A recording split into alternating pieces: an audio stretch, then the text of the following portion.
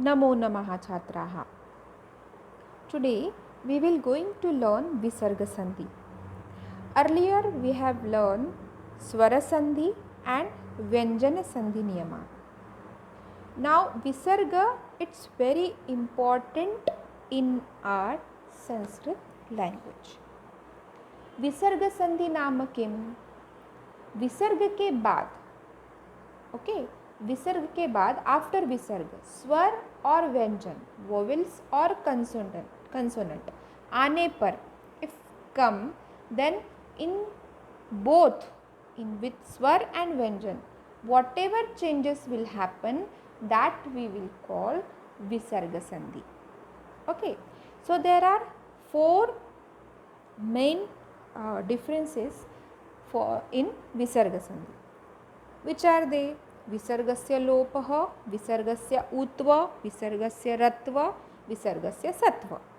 Now what is called विसर्गस्य लोपः? What is called विसर्गस्य उत्वः? How it will happen? That we will going to see in this video. Now विसर्गस्य लोपः इत्युक्ते विसर्ग का हट जाना. ओके, विसर्ग का लोप होना. उसी के साथ साथ विसर्ग के जगह पे ऊत्व होना. उसी तरह विसर्ग के जगह पे रत्व, दैट मीन्स र हो जाना, और विसर्ग के जगह पे स होना. ये 4 संधि हम इस वीडियो में सीखने वाले हैं. फर्स्ट ऑफ ऑल विसर्गस्य लोपः. विसर्गस्य लोपः, it's very important because we have seen many example like sa bala, okay, sa vadati, like that. So why that not sah? That is the sandhipat. Sa vadati, it's a sandhipat, and if we have bifurcate that 2 words, then it is sah vadati. Okay, जब हम बहुत सी book में पढ़ते हैं तो इस type के एष वदति, like that example we have scene.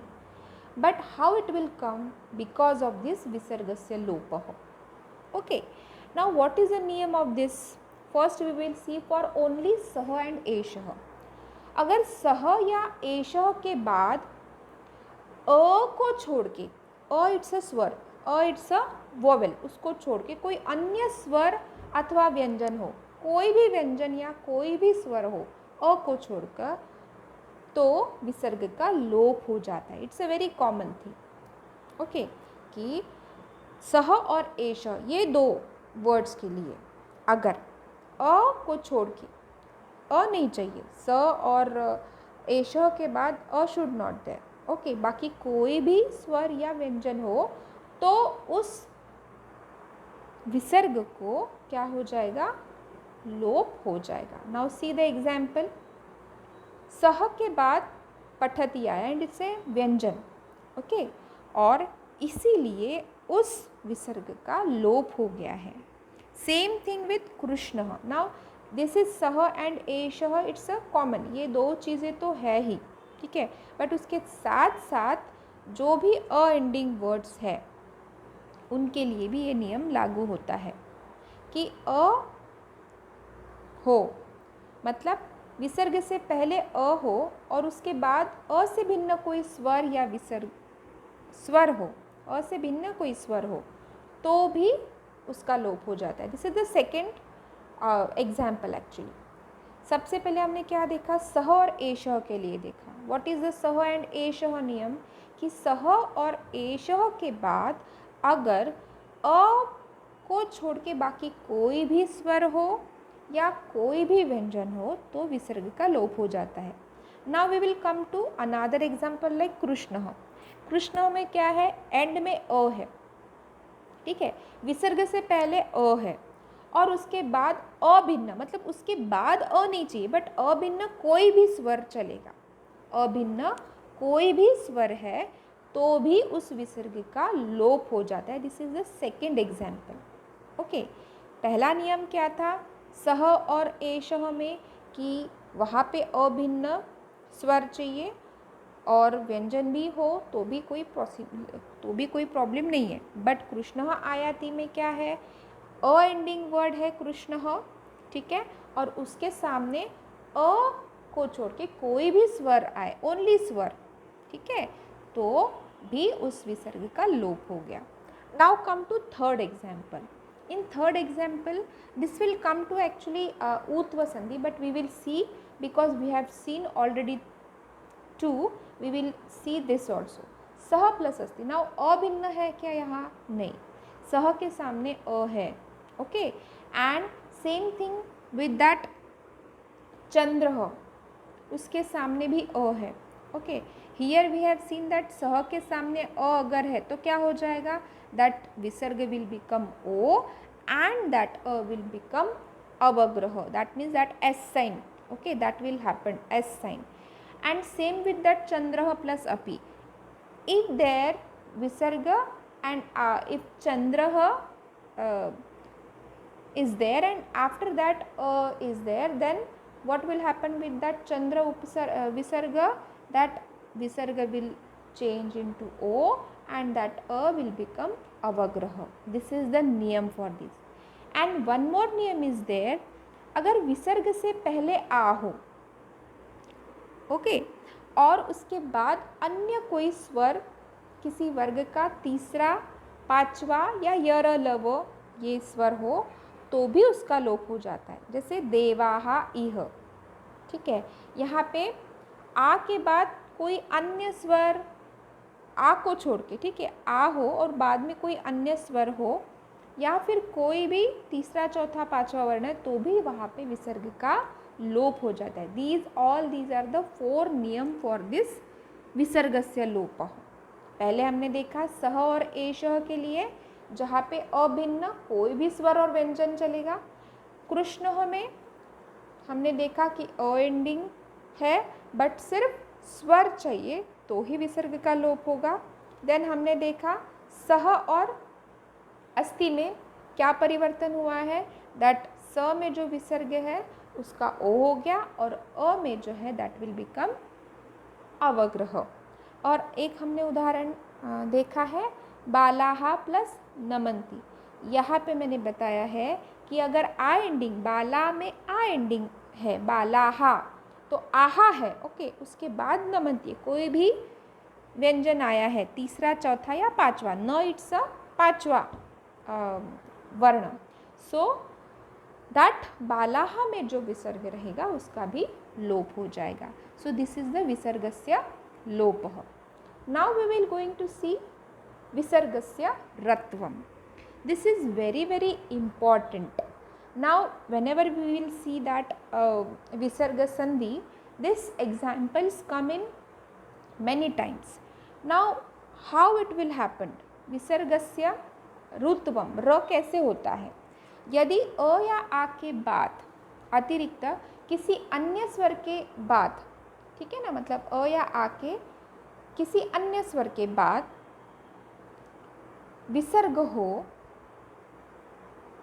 तो उस विसर्ग के बाद वर्ग का तीसरा, चौथा, पांचवा वर्ण अथवा कोई स्वर, ठीक है, that third, fourth, fifth, we have seen that क वर्ग, च वर्ग, ट वर्ग, त वर्ग, प वर्ग, और क ख ग, दैट ग इज थर्ड कॉलम, क ख ग, घ इज फोर्थ, ओके, उसके नीचे वाले जो भी वर्ण आएंगे क ख ग घ अंग, फिफ्थ वन इज अंग, राइट. सो वो जो third, fourth and fifth column है, वर्ण है, अथवा यर लव अगर हो तो उस विसर्ग के जगह पे र प्राप्त हो जाएगा.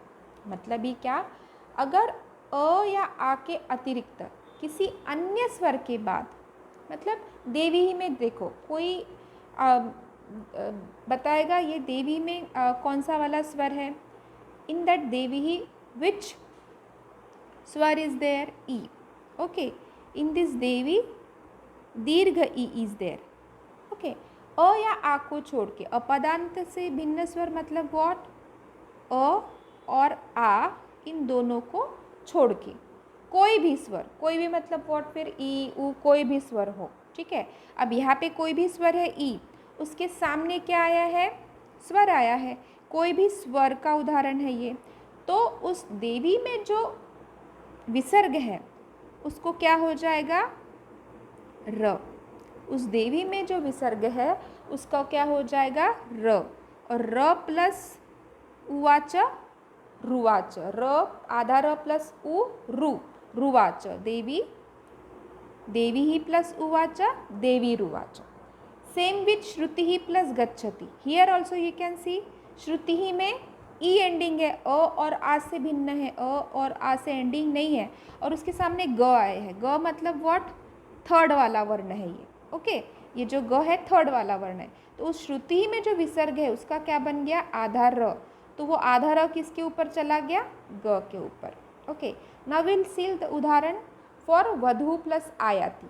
नाउ व्हाट दे सेड, कोई भी स्वर भी चलेगा, मतलब अ या आ से भिन्न है, अ या आ एंडिंग नहीं है और उसके सामने कोई स्वर है, कोई दूसरा स्वर है, इट्स ओके, आ आया है तो भी उस विसर्ग का क्या हो जाएगा, र। तो यहाँ पे आधा र प्लस आ क्या बन गया, रा। सो वधु प्लस आयाति वधुरायाति। नाउ नेक्स्ट एग्जाम्पल इज हरिहि। नाउ हियर ऑल्सो ई एंडिंग, छोटी ई है इसमें लास्ट में, ओके, और उसके बाद में विसर्ग है। तो उस विसर्ग का क्या बन जाएगा, र। सो वो र कहाँ पे चला जाएगा, आधा र य के ऊपर। सो दैट हरीर यच्छति। दिस इज द नियम फॉर रुत्व संधि। Now next we will going to see उत्व संधि। उत्व दैट मीन्स ओ हो जाना। हाउ इट विल बिकम ओ, ये कैसे हो जाता है, ये उ कैसे बन जाता है। अर्थात यदि विसर्ग से पहले अ हो और बाद में अ अथवा किसी भी वर्ग का तीसरा चौथा वर्ण अथवा यर लव हो तो उस विसर्ग को उ हो जाएगा। ठीक है, मतलब ये क्या कि अगर अ के बाद, ठीक है, मतलब फर्स्ट वर्ड अर्जुन, यहाँ पे आपने देखे उदाहरण में आप देख रहे हो कि सबसे पहले हमने देखा कि अर्जुन में लास्ट जो वर्ण है वो अह है, नह है। ठीक है, जो अ एंडिंग है, आधा न प्लस अह, ऐसा है वो। ठीक है, और उसके सामने थर्ड फोर्थ फिफ्थ कौन सा वर्ण आया है, च छ ज। सो ये थर्ड रो कॉलम में से वर्ड आया है ज। तो उस विसर्ग का क्या बन गया, ओ। मतलब अर्जुन का क्या बन गया, अर्जुनो। अर्जुन का क्या बन गया, अर्जुनो। यदि विसर्ग से पहले अ हो और बाद में अ अथवा किसी भी वर्ग का तीसरा चौथा पांचवा या यर लव ह इनमें से कोई भी वर्ण हो तो उस विसर्ग को क्या हो जाता है, ओ। अ का तो उदाहरण हमने ऑलरेडी देखा है, जैसे सह प्लस अस्ति। ये उदाहरण हमने ऑलरेडी देखा है कि यदि अ के बाद अह के बाद अ आता है तो ऑलरेडी वो अ होता है, हमने ऑलरेडी देख लिया है। अब हमें किसके लिए देखना है, तीसरा चौथा पांचवा वर्ण अथवा यर लव ह, इनमें से कोई भी। जैसे देखो यहाँ पे य जो है, यहाँ पे ये उदाहरण है हरह प्लस याति। इसमें अह एंडिंग है हरह और उसके सामने या आया है, तो इसलिए इस विसर्ग को क्या हो गया, ओ हो गया। बालह में ध, त थ द, ध त थ द ध, चौथा वाला वर्ण है ये, त थ द ध। ओके, सो इसीलिए इस विसर्ग को क्या हो गया, ओ हो गया। बालो धावती। Now here you can say ह उदाहरण। ओके, हियर ऑल्सो बालक गोपाल के बाद ह आया है, तो वो ह होने के कारण उस विसर्ग को क्या हो गया है, ओ। सो दिस इज द विसर्गस्य उत्वम। दिस इज वेरी इंपॉर्टेंट नियम फॉर विसर्गस्य उत्वम। लास्ट वी विल सी विसर्गस्य सत्वम। Okay, now we have seen that many example it come like how visarga will become sh, how visarga will become sh or sa. Okay, so विसर्ग से सत्व में ये तीनों चीज़ें आती है, दैट इज श होना, श होना और स होना। ओके, नाउ हाउ दैट विसर्ग चेंज into श, श एंड स। अब यहाँ पे सर्वप्रथम हम देखेंगे कि देर आर 5 वर्ग। कौन से क, च, ट, त, प। We already learn about that, we call that कु, चु, टू, तु, पु। ओके, नाउ मैंने क्या किया, कु को भी हटा दिया और पु को भी हटा दिया, तो बीच में क्या बचता है, चू, टू, तु। ये 3 बचते हैं। Now see, you can see that arrow that चू के साथ श को ऐड किया है, टू के साथ श को ऐड किया है और तू के साथ स को एरो करके दिखाया गया है। Have you seen that? Yes. Now how that change, वो चेंज किस तरह से होंगे और किस तरह से विसर्ग संधि होंगी हम अभी देखेंगे। नाउ सबसे पहले हम देखेंगे विसर्ग का श होना। ओके, सो च वर्ग में कौन से वर्ण आते हैं, च, छ, ज, झ, य। ये 5 वर्ण आते हैं च वर्ग में। विसर्ग के बाद अगर च और छ होते हैं तो उस विसर्ग का श हो जाता है। Okay, you got it now that अगर विसर्ग के बाद, नाउ हियर यू कैन सी राम में विसर्ग है, अ एंडिंग विसर्ग है, और उसके बाद च वर्ग का, ये चे में च वर्ग है। ओके, तो उस विसर्ग का क्या बन गया, श। राम प्लस चेत, रामश्चेत, ये उदाहरण हो गया। मतलब ये विसर्ग जो है उसके जगह पे ये श हो गया, आधा श। ये जो उदाहरण है ये विसर्ग का श होने का उदाहरण है। ओके, ये विसर्ग का श बनने का उदाहरण है कि अगर विसर्ग के सामने च वर्ग का कोई अगर वर्ण आता है, च या छ, च वर्ग में से च या छ आता है, तो उस विसर्ग का क्या बन जाता है, श। विसर्ग का क्या बन जाता है, श। अगर विसर्ग के बाद, नाउ वी कैन सी, विसर्ग के बाद अगर च वर्ग में च और छ आता है तो उसका बन जाता है श। उसके साथ हम दूसरा उदाहरण देखेंगे कब श होता है, जब विसर्ग के बाद ट और ठ, नाउ टू में आता है ट और ठ, तो विसर्ग के बाद ट और ठ आता है तो उस विसर्ग का क्या बन जाएगा, श। ये श, ठीक है। मतलब विसर्ग के बाद अगर ट या ठ, ट वर्ग में जो 2 वर्ण है, ट या ठ, ये 2 वर्ण आते हैं तो उस विसर्ग के जगह पे क्या बन जाएगा, श। नाउ कब वो स होता है, जब विसर्ग के बाद त और थ, नाउ त वर्ग के बाद आ रहे हम, अगर विसर्ग के बाद त वर्ग में से त और थ ये 2 वर्ण होते हैं, ओके, तो उस विसर्ग के जगह पे क्या हो जाएगा, स।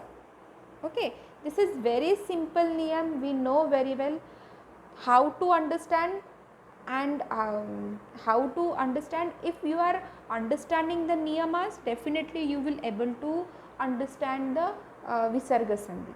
अगर आपको नियम अच्छे से पता है कि किस जगह पे क्या होता है, सो डेफिनेटली आप लोग अच्छी तरह से सॉल्व कर पाओगे। Okay, so here I have asked you that कब श होता है, कब श होता है और कब स होता है।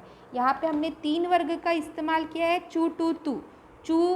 चू में च और छ लिया है, टू में ट और ठ लिया है, तू में त और थ लिया है, उन दोनों के जगह पे श और स इनका प्रयोग हो गया है। ठीक है, उदाहरण देखते हैं। रामः प्लस चेत, रामश्चेत। यहाँ पे श, शाहमृग वाला श, शाला वाला श हुआ है। दूसरा हमने देखा रामः प्लस ठक्कुरः, रामश ठक्कुरः, ये श हुआ है। ओके, यहाँ पे ये जो षटकोण वाला जो श हुआ है वो हुआ है। नेक्स्ट उदाहरण हमने देखा नमः प्लस तुभ्यम, नमस्तुभ्यम। यहाँ पे त और थ की बात हमने किया तो विसर्ग को हमने स की प्राप्ति की है, नमस्तुभ्यम। This sentence is very common, नमस्तुभ्यम। Okay, so how it will become नमः, बिकॉज त वर्ग सामने वहाँ पे है, इसलिए उस स का हमने विसर्ग किया है। So we have learn this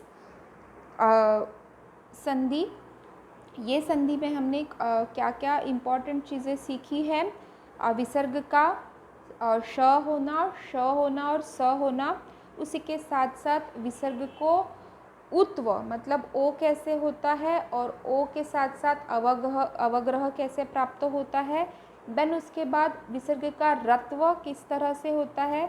then विसर्ग का लोप किस तरह से होता है और विसर्ग का लोप कौन से जगह पे होता है, दैट वी हैव लर्न। तो इस प्रकार हमने विसर्ग संधि की 4 भाग देखे हैं। लोप होना, विसर्ग को ओ और अवग्रह प्राप्त होना, विसर्ग का उत्व होना, विसर्ग का रत्व होना और विसर्ग का सत्व होना। इस प्रकार हमने ये चारों संधि को समझा है। हम अब एक मिलकर अभ्यास देखेंगे, दैट इज़ विसर्ग संधि अभ्यासः, जिसमें बताया गया है कि किस तरह से आप विसर्ग संधि जानोगे। Now this is some example like हविः प्लस करोति। Now you have to think about this example. Okay, कि ये कौन सा एग्जाम्पल है and that example will follow which संधि, इसमें कौन सी संधि फिट होगी, ये कौन सी संधि मानी जाएगी। You have to see video and you have to bifurcate this संधि। नाउ these are the संधि विच्छेद एंड संधि दोनों करना है आपको। देर आर लाइक हभी प्लस करोमी में क्या करोगे, संधि वर्ड करोगे, और हरीश जयति में क्या करोगे, संधि विच्छेद करोगे। आई थिंक आप लोगों को संधि विच्छेद करना बहुत ही आसान होगा, because you have to do only संधि विच्छेद and what you have to do for संधि विच्छेद, that you know very well. I think so that you understand what I want to say. So this is the sandhi and sandhi vichhed, and here uttarani also, all these uttarani also. But why I have given this uttarani, you have to bifurcate particular sandhi. Now if you understand the sandhi, which sandhi topic, which sandhi is there, then definitely you will understand the niyam also. Like havish karoti में कौन सी संधि है, okay, that in front of that उदाहरण you have to write down the sandhi name. This is your what we can say assignment, to understand the sandhi and write down particular sandhi name of that particular udharan. There are 20 udharanas. Okay, you have to see all the udharanas and you have to understand all the udharana and write down in your copy with heading visarga sandhi and bifurcate it all that sandhi like utva, rutva, विसर्गस्य लोपः, विसर्गस्य सत्वम, and that 20 संधिज आपको एक एक करके उसको एक एक column में लिखना है. You have to make a 4 column for that and you have to bifurcate all that sandhi. These 20 sandhi examples are there, and I have given both. I have given exercise also and solve udharan also. You have to see both, and to see that you have to bifurcate in 4 columns, which we have already done in first slide, and definitely you will understand this visarga sandhi. And I will give more example for this followed in next video. So stay home, stay safe and be happy. To be continued in next video. Thank you.